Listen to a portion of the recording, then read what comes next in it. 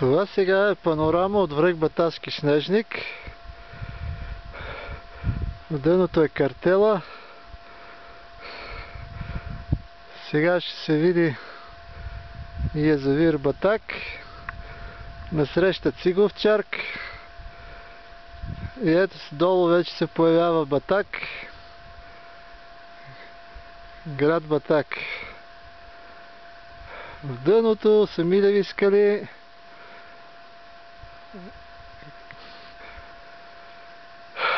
Алабак със Свети Константин зад него.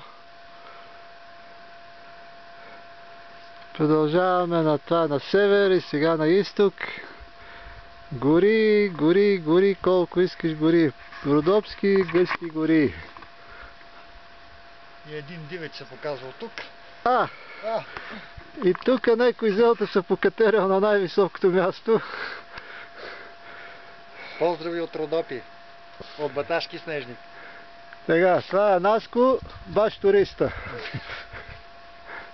Чакай да сложа човек.